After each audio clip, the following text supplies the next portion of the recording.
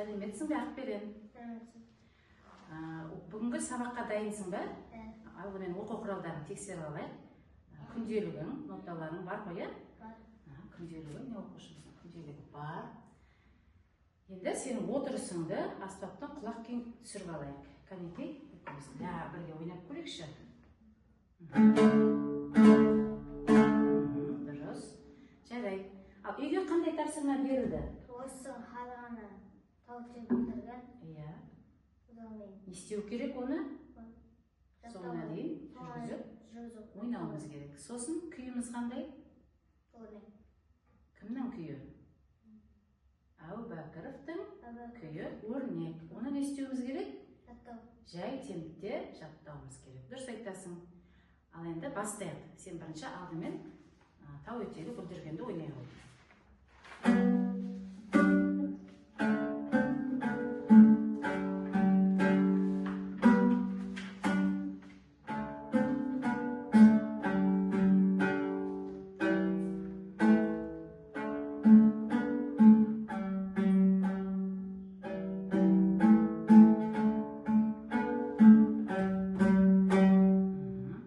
Жарайсың, өте жақсы ойнап отырсың. Тағы да бір дыбыстарды жақсылап шығарып, тағы да бір рет ойнайық.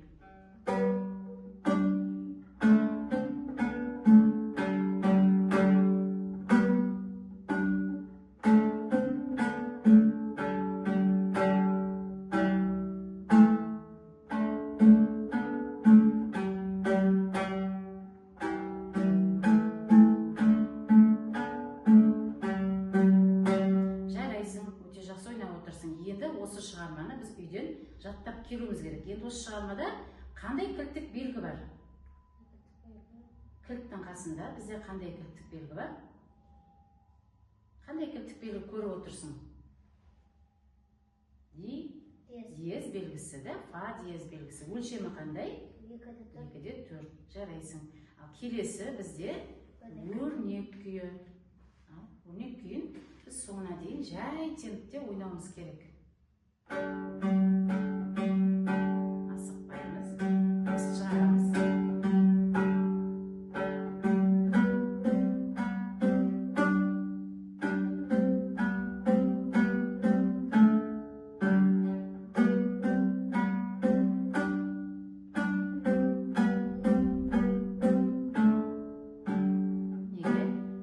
Мына жерде қандай дыбыс бар? 2 ля болады, бірге, 2-ге қайталаймыз.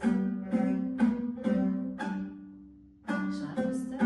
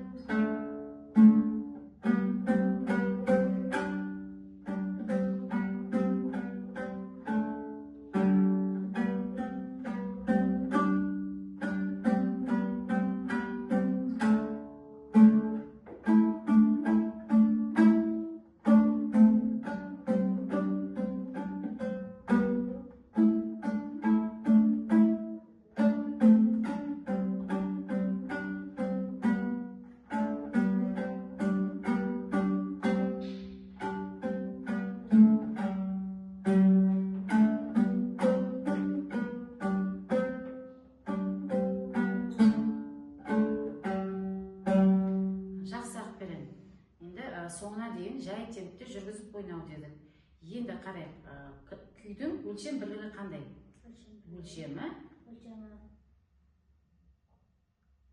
нешеге санап отырсың? Жүріп тұрған. 2-де 4 өлшеміне ойнап отырсың. Бізде күйде қандай дыбыс ырғақтықтары кездеседі? Ұзақтықтары? Сегіздіктер, сосын ширектіктер кездеседі, сосын жартылық кездеседі. Бірақ біз мына жерде жартылықты 2 қағыспен ойнаймыз деп көрсетіп қойған нотада. Енді жаңа сен осы жерде мына ля дыбысын тек қана ля, сосын соль деп ойнап кеттің. Бұл жерде ля деп 2 рет ойналады. Сосын қандай? Енді бұл күйде динамикалық белгілеріміз бар. Бұл күйде бізде репризалар көп. Солай ма? Реприза дегеніміз ол не? Қайталау белгісі. Дұрыс айтасың. Енді қара. Мына жерде әр репризаның астында бірінші форте дыбысы белгісі тұр, сосын жақшаның ішінде пиано белгісі тұр. Енді ол бірінші ойнаған кезде форте қатты ойнаймыз деген сөз, екінші қайталағанда пиано жай ақырын ойнаймыз деген сөз. Енді басынан бастап екеуміз осыны қайталап ойнайық, бірге. Жарай ма? Дыбыстарды форте, сосын пиано шығарып ойнаймыз. Кәне бірге.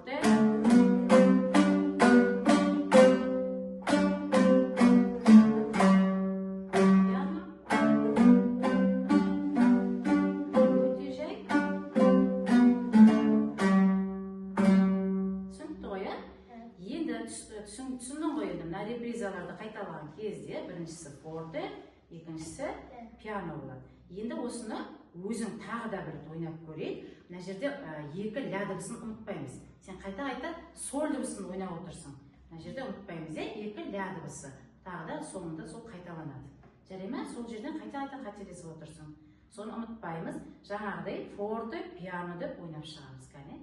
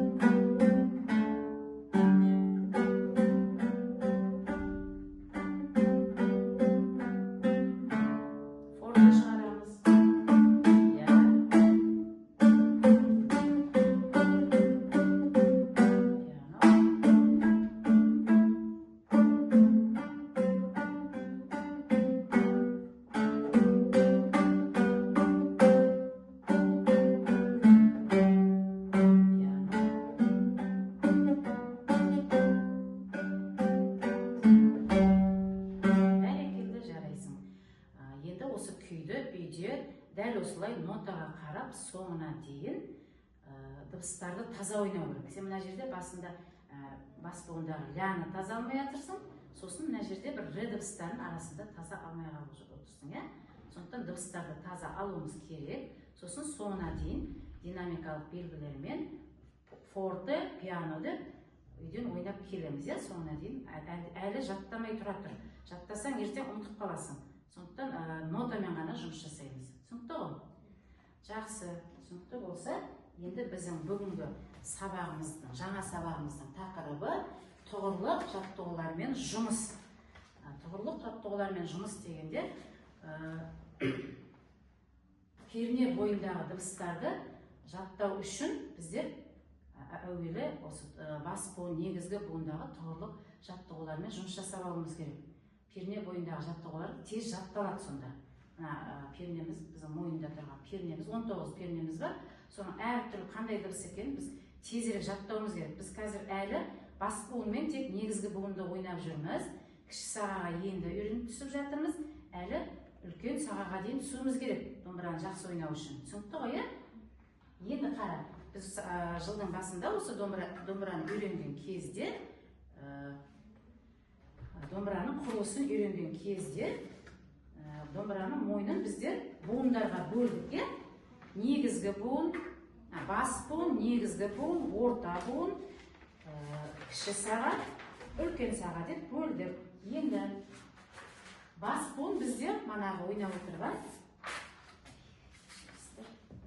Бас буын бізде ойнап отырған сольмен,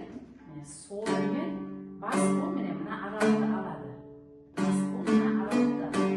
Енді одан кейінгі негізгі буынымыз бізде мына аралықты алады, иә? Ортаңғы буынымыз мына аралықта жүреді. Кіші сағамыз мына аралықта жүреді. Үлкен сағамыз мына екінші ақтарының ля дыбысынан бастап осылай жүреді, иә? Енді бұл жылдың басында біз оны көрсетіп кеттік. Енді біз тұғыр перне, жалпы домбыраның мойнындағы перне бойындағы біздің дыбыстарымыз 8 тұғырға бөлінеді. Ұмытып қалмаймыз, иә? 8 тұғырға бөлінеді. Енді бірінші тұғырдағы дыбыстарымыз ашық ішекте соль, сосын астыңғы соль ішегінде біз ля дыбысы.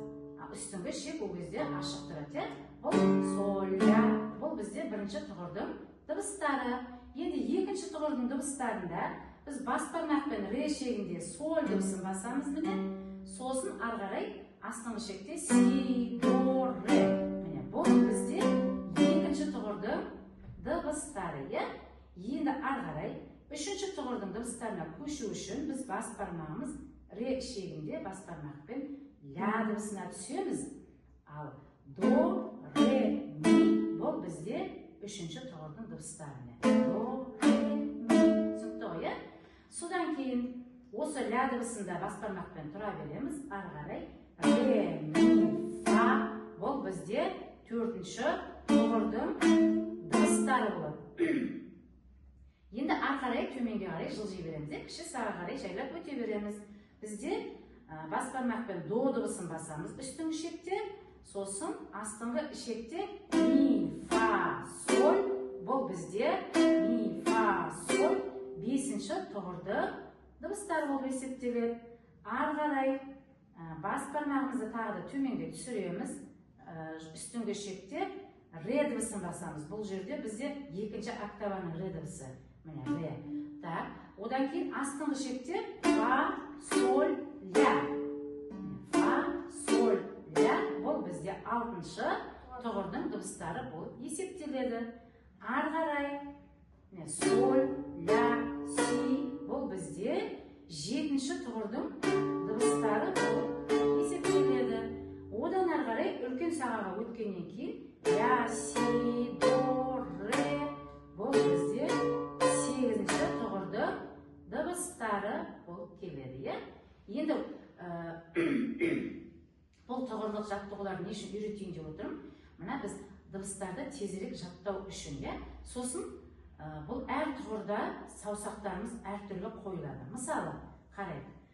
Екінші тұғырда си, до, ре деген кезде си бірінші саусақ, до екінші саусақ, ре төртінші саусақ болып тұр ғой. Енді Үшінші тұғырға өткен кезде до бірінші саусақ болады. Өйткені біз бас бармақпен үстіңгі ішекте ля дыбысын алып тұрмыз. Міне, до, ре, ми. До бірінші саусақ, ре екінші саусақ болады. Так, енді ары қарай төртінші тұғырымызда ре, ми, фа. Миді төртінші саусақпен, фаны төртінші саусақпен жылжыту арқылы ойнаймыз. Енді қараймыз. Ми төртінші саусақ, фа төртінші саусақ. Ары қарай бесінші тұғырда бізде ми бірінші саусақ болып кетеді. Ми, фа, соль. Көрдің бе? Саусақтарымыз өзгеріп жатыр, саусақ қойылымдары өзгеріп жатыр. Ары қарай алтыншы тұғырымызда да тағы өзгереді. Фа бірінші саусақ болады. Фа, соль, ля. Бұдан кейін соль. Жетінші тұғырда соль. Соль бірінші саусаққа көшті. Соль, ля, си. Ары қарай ля, си, до, ре деп жалғасып кетеді. Ақберен, мен енді осы тұғырлық жаттығуларға байланысты саған жаттығулар дайындап әкелдім. Осы Әубәкіровтың кітабында бізде тұғырлық жаттығулар арқанданған біздің жаттығуларымыз бар. Тұғырлық жаттығулар. Енді бірінші тұғырға байланысты жаттығуымызды ойнап көрсетейін де мен саған. Міне, жай темптедік тұр, өлшемі 4-те 4. Бірге, екіге, үшке, төртке, бірге, екіге, үшке, төртке, бірге, екіге, үшке, төртке, бірге, екіге, үшке, төртке. Енді осыны өзің ойнап көрсете ғой. Ашық ішекті.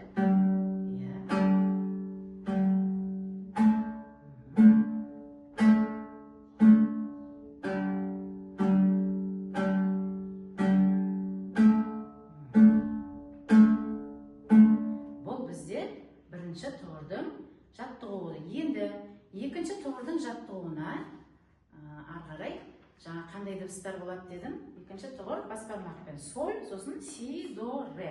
Енді міне жаттығуы бұлда да сондай 4-те 4 өлшемі, сосын шеректік ноталар.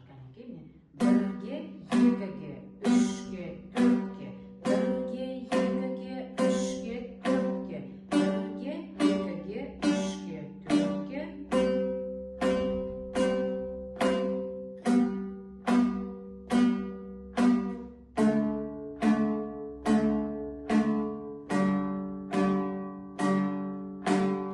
Енді өзің ойнап көр осыны. Қойып ал дыбыстарды.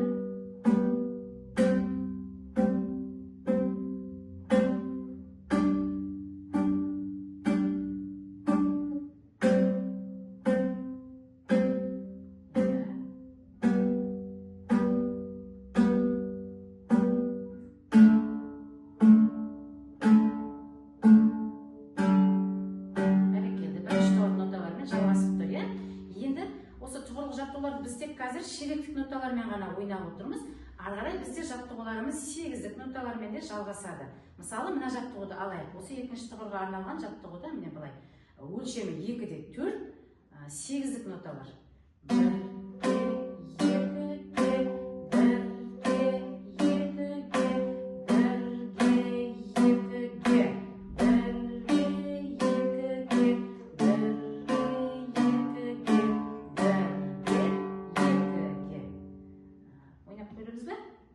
Бірге ойнайық,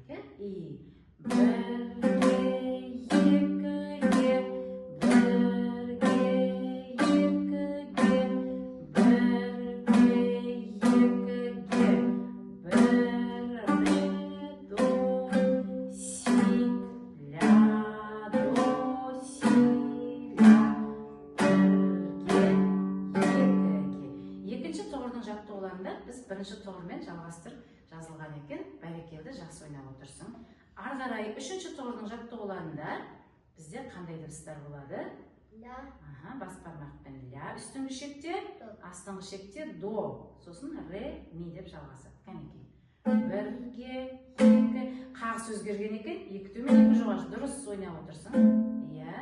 Бірге, екіге, үшке, төртке, бірге, екіге, үшке, төртке,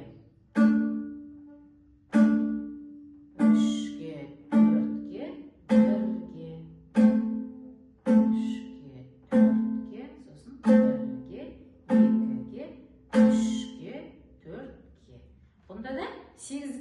жаттығуды мен ойнап көрсетейін, ары қарай өзің жалғастырып кетесің, иә? 1-2-1-2-1-2-1-2-1-2-1-2-1-2-1 деп жалғасады. Ал ойнап көрейік.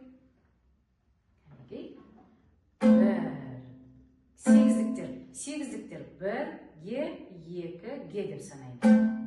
1-2 төмен қағыз. Тағы да 1-2 сосын до дыбысы. 1-2 сосын 1 ми до тағы да 2-ге қарама-қарсы қағыстар. 1-2 шелектікпен аяқтадық. Түсінікті ғой? Бұл бізде қандай тұғырдың жаттығуы болды? Үшінші тұғырдың. Әр тұғырға бізде 2 жаттығудан қойған екен. Енді төртінші тұғырға көшейік. Төртінші тұғырда бас бармағымыз сол ляда тұрады, бірақ ре дыбысынан бастаймыз. Мен мысалы ойнап көрсетейін. 1-ге, 2-ге, 3-ге, 4-ге, 1-ге, 2-ге, 3-ге, 4-ге, фа дыбысына төртінші саусақты жылжытамыз. 1-ге, 2-ге, 3-ге, 4-ге, қайтадан ре,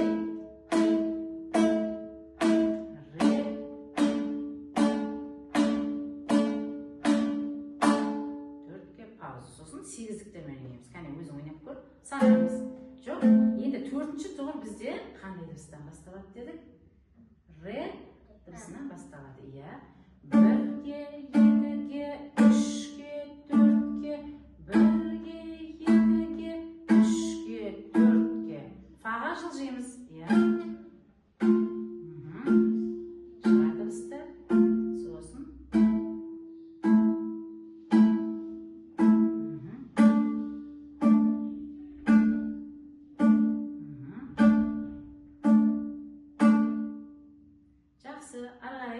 сегіздік дыбыстарға арналған жаттығуымыз кәнекей.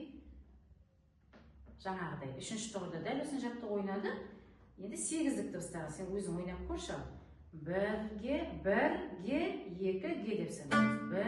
1, так, енді қара. Ре, ми, фа, ми. Өлшем 2-де 4. 1-ге, фаға жылжимыз. 2, саусақтарын жинақта. Ге, я, тағы да. Ре, 1-ге, 2-ге, сосын қандай дыбыс? Бесінші сызықтың бойында? Фа дыбысы, иә. 1-ге, 2-ге, тағы да ми, 1-ге, 2-ге, ре, ге, 2-ге. Түсінікті ме? Түсіндік қой, ә? Так, біз бүгінше осы 4 тұғырға арналған жаттығуларымызды ойнаймыз. Келесі сабақта 5-ші, 6-ші, 7-ші, 8-ші тұғырды жалғастыратын боламыз, е? Осы бізге арналған қазір бүгінгі сабағымызға тек осы 4 тұғырдың ғана жаттығуларын үйрендік. Не түсіндің? Түсінбеген жерің бар ма? Жоқ. Дыбыстарды жаттауға бола екен, солай бөліп-бөліп, әр тұғырға бөліп жаттауға болады екен, е? Тұғыр дегеніміз жалпы позиция деп аталады деп айттым ғой мына. Сонда әртүрлі позицияға бөліп ойнауға болады екен біз жаттығуларды. Осы жаттығулар бойынша біз дыбыстарды үйреніп алсақ, біз шығарма күйлерді ары қарай тез үйреніп кете аламыз. Енді бүгінгі сабаққа мен саған бір ойын дайындап әкеліп едім.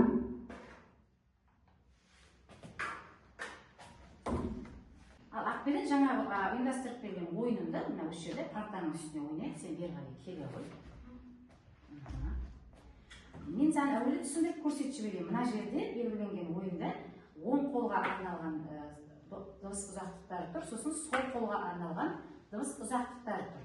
Алдымен біз сол қолдың ұзақтықтарын мен ойнап көрсетейін. Міне 1-ге, 2-ге, 1-ге, 2-ге, 1-ге, 2-ге, 1-ге, 2-ге, 1-ге, 2-ге. Енді оң қолдікі 1-ге, 2-ге, 1-ге, 2-ге, 1-ге, 2-ге, 1-ге, 2-ге, 1-ге, 2-ге. Енді екеуін біріктіруіміз керек не? 1-ге, 2-ге, 1-ге, 2-ге. Сосын 1-ге,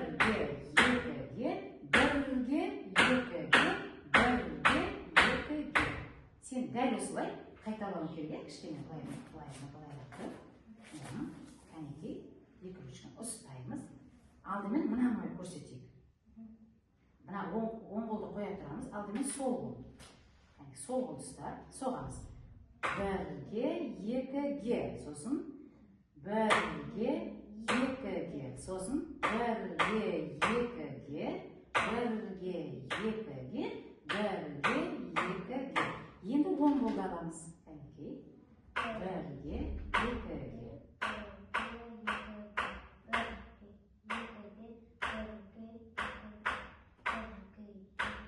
Енді осы екеуін қоса аламыз ба екі қолмен?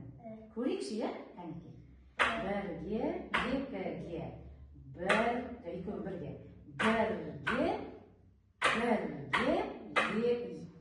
екіге. Қайтадан. Бірге, жоқ, сол қолым дұрыс емес. Бірге, екіге. Енді сол қолда сегіздік бар екен. Бірге. Екеуін бірге. Бірге, екіге. Бәрекелді. Ары қарай ширектіктер. Бірге, екіге. Дұрыстап білеміз. Екеуін бірге. Екіге. Екеуін бірге. Бірге, екіге. Енді сол қолда сегіздіктер. Кәнекей. Бірге, екіге. Бәрекелді. Басынан бастап мен айтпаймын, өзің ойнай аласың да?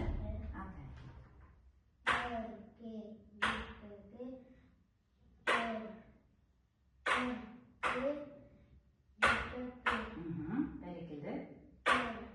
Жоқ? Сол қолда сегіздік тұр. Бірге, бірге. Бірге, екіге. Бәрекелді. Бірге, екіге. Бәрекелді. Бірге, екіге. Ой, жарайсың. Осындай ойынымыз. Енді әр сабақта осылай ойнап тұрамыз, е?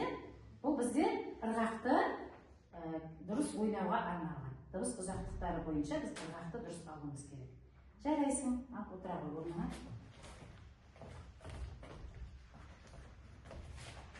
Енді бүгінгі сабағымыз біздің жаңа сабағымыз түсінікті болса, мен саған сұрақтар дайындап қойып едім. Мана жаңа сабақта айтқанымыздай, перне бойын біз неше тұғырға бөлдік? 8 тұғырға бөлдік, дұрыс айтасың. Енді осы жерде бірінші, екінші тұғырымыз қандай буынға ойналады? Қандай буында ойналады? Бас буынға. Сосын? Бас буынмен негізгі буында ойналады екен, е? Дыбыстарымыз қандай еді жаңа? Айтшы, бірінші тұғырда дыбыстарымыз. Дыбыстарымыз жаттығуда ойнадық қой жаңа. Соль дыбысы ашық, сосын ля дыбысын ойнадық. Ал екінші тұғырда негізгі буынға қарай көшеміз. Екінші тұғырда си, до, ре. Бас бармақпен үстің шекте соль дыбысын басамыз. Бұл бізде екінші тұғырдың нотасы, сонда бұл бас буынмен негізгі буында ойналады дегенім дұрыс. Ары қарай үшінші, төртінші тұғырлар қай буында ойналады дедік? Орта буында ойнады, дұрыс айтасың. Үшінші тұғырда бізде қандай дыбыстар еді? Үшінші тұғырда қандай дыбыстар еді? Жаттығуларымызда ойнаған? До, ре, ми. Үстіңгі шекте? Ля дыбысын басамыз, дұрыс айтасың. Төртінші тұғырда ше? Ре, ми, фа. Үстіңгі шекте? Тағы да ля дыбысы. Ары қарай бесінші тұғырларды мана басында түсіндірдім, тағы да қорытындылап қайталап өтейік. Бесінші тұғыр ары қарай ми, фа, соль болып кетеді, е? Оның үстіңгі шекте қандай дыбыспен басамыз? До басқышын басамыз. Бұл бізде бесінші тұғыр. Ал ары қарай алтыншы тұғырда фа, соль, ля. Үстіңгі дыбыс шекте ре дыбысын басамыз. Ары қарай жетінші тұғырымызда соль, ля, до, си. Соль, ля, си, дұрыс айтасың. Ары қарай сегізінші тұғырда ля, си, до, дұрыс айтасың. Бәрекелді, жарайсың. Енді бүгінгі енді сабағымызды қорытындылап, сенің сабаққа қатысуыңа қарай, үй жұмысын жақсы ойнағаныңа қарай, мен сенің бүгінгі сабағыңды 5 деп бағалаймын. Соң қазір күнделікке тапсырмаңызды жаза қояйық.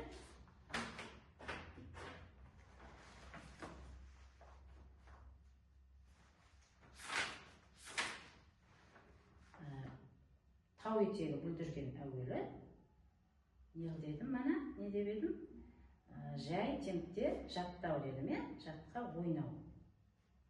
Сосын өрнек күй. Жай темпте форте пианосымен жүргізіп ойнау. Түсінікті ғой, Сосын бүгінгі жаңа сабақ бойынша бірінші, екінші, үшінші, төртінші тұғыр жаттығуларын ойнаймыз.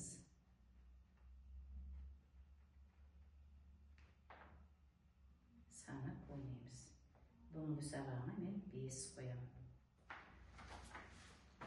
Бәрекелді, жарайсың. Сабақ аяқталды.